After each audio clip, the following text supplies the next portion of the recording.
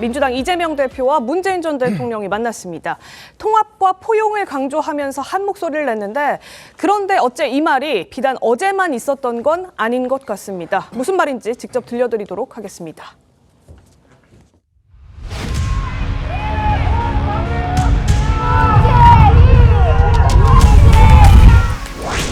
통합하고 포용하는 행보가 민주당의 앞길을 열어가는 데 매우 중요할 것 같다.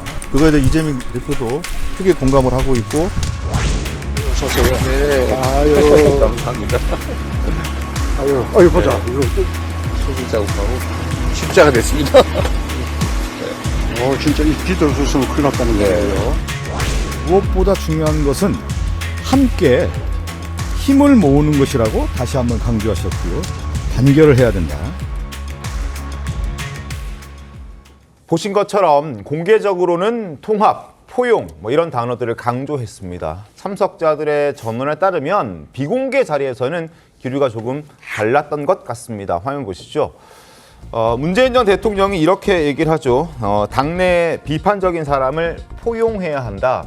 지난 대선에서 0.7%포인트 아주 근소한 차이로 진 만큼 남아있는 사람들을 다 안고 가야 한다는 목소리를 냈습니다. 그랬더니 이재명 대표가 그렇게 하겠다라고 답을 했죠. 그러나 여기에서 정말 그렇게 하겠다는 건지 의문이 드는 대목이 있습니다.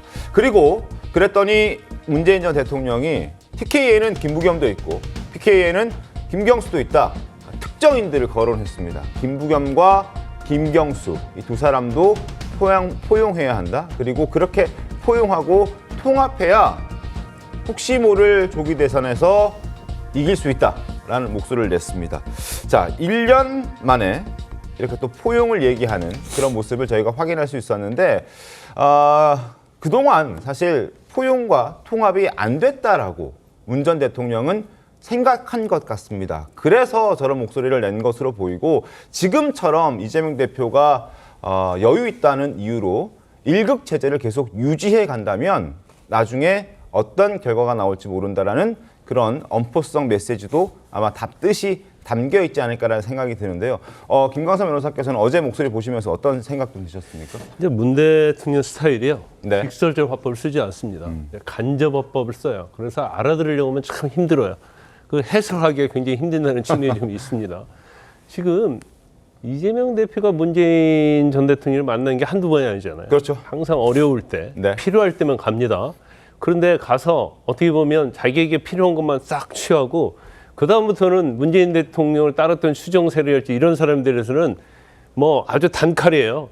지난 대선 이후에 지방선거도 마찬가지고 총선에서 다 비명 행사했잖아요. 네. 살아남은 사람이 거의 손가락에 꼽을 정도밖에 되지 않거든요. 그렇지만 그래도 시간 나고 뭔가 필요하면 문재인 대통령을 만나는 거예요.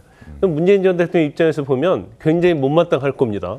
그런데 전 대통령이고 만약에 자기가 어떤 직설 화법을 써서 이재명 대통령에게 말을 하면 네. 이것도 공격받을 것을 굉장히 염려를 많이 하고 있는 것 같고 또 그게 행여나 자신의 어떤 언행으로 말미암아서 이제 민주당 쪽이 분열될까 봐 걱정하는 것 같아요. 그래서 이번에 이재명 대표 만나기 전에 이제 김경수 전 지사가 네. 아마 약간 대통령의 뜻을 받들어서 사과를 해라 이런 금기어적인 이야기를 좀 했던 것 같고 그래도 이번에 좀 만나서 이제 포용하라는 얘기를 한 것 같아요. 그런데 지금 민주당 자체가 워낙 이재명 대표 일극체제이기 때문에 네. 포용하고 말 것도 없어요. 왜냐하면 친문 세력들이 남아있지도 않아요. 그러면 지금 김부겸이랄지 김경수 얘기하지만 그걸 어떻게 포용하겠습니까? 그래서 그냥 상징적으로 저런 얘기는 하고는 있지만 이재명 대표는 거기에서 물론 예스를 하겠죠. 네. 그렇게 하도록 노력하겠다고 했지만 제가 볼 때는 어떤 식으로 포용하고 어떤 식으로 통합을 해야 하는 거에 대해서는 구체적으로 어떤 행동을 취할 가능성은 별로 없다 이렇게 봅니다. 알겠습니다. 네, 조규현 변호사님, 지금 이 김광선 변호사님 말씀 주신 것처럼 좀 기시감이 있다. 맨날 통합과 포용, 만날 때마다 얘기하는데 정말 구호에 지나지 않고 실천적으로 어떤 구체적으로 통합과 포용 어떻게 할 건지에 대한 메시지가 잘 드러나지 않는다. 저희가 보여드렸지만 지난해 1월에도 똑같이 통합 포용 얘기했는데 2월 총선에서 바로 비명행사 공천이 있었잖아요. 그런 식으로 실천이 되지 않는다는 지적이 나오는데 이런 지적 속에 어제 문재인 전 대통령 발언 가운데 좀 더 들어가 보면 0.7%포인트 차 대선 패배 이 원인을 사실상 포용과 통합이 부족했던 걸로 진단한 것 아니냐 이런 해석들도 같이 나오거든요. 글쎄 뭐 그런 분석도 가능할 텐데 두 분 간에 뭐 작년 1월도 그렇고 9월에도 만났었습니다. 네.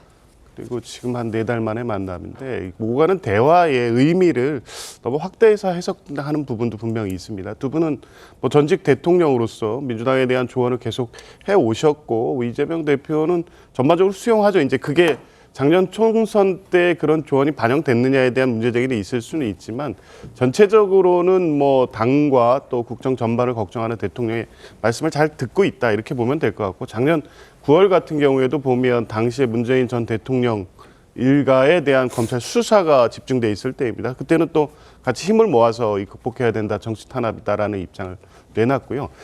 어제의 의미는 다른 의미가 분명히 있습니다. 조기 대선이 현실화될 가능성이 매우 높은 시점이기 때문에 결국 대선에서 1대1 구도가 되면 양 진영이 총결집하게 돼 있고요. 그러면 당연히 민주당이 함께 했거나 뭐 같이 하진 못했더라도 민주당과 민주 진보 그 정권 창출을 위해서 힘을 모아야 될 사람은 모두 모으라는 거는 당연히 하시는 얘기입니다. 네. 그러니까 그 안에는 뭐 민주당을 같이 했다가 총선 때 탈당했던 분들 당연히 포함되는 거고요. 그런 분들까지 다 모아야지 0.7% 차이의 지난 대선 패배와 같은 그 일이 발생하지 않는다. 이런 조언 당연히 하는 거고요. 그게 뭐 통합과 포용이라는 거는 지금 시점에서 당연한 얘기고 이재명 대표가 그렇게 하지 않기 때문에 그렇게 하라는 어떤 뼈 있는 메시지다 이렇게 해석되지는 않습니다. 그냥 당연히 이번 대선이 굉장히 중요한 대선이고 비상계엄과 내란으로 초래된 국정 혼란 뭐 수습하기 위해서는 민주당으로의 정권 교체가 시대적 과제인데 그럼 어떻게 해야 되냐? 당연히 민주당으로 모든 세력을 통합하고 포용하라는 주문이 있을 수밖에 없는 거고요. 이재명 대표도 기꺼이 그 조언을 아마 수용했을 겁니다. 여기에 어떤 다른 메시지가 있거나 그 전날 얘기했던 김경수 전 지사의 어떤 메시지의 의미를 달리 해석하면서 뭐 두 분 간에 서로 어떤 의견의 일치가 없었거나 이렇게 서로 다른 얘기가 오고 가고 그렇지는 않았을 것으로 보여지고 당연한 조언을 했고 또 당연히 받아들였을 것이다. 이렇게 말씀드리겠습니다.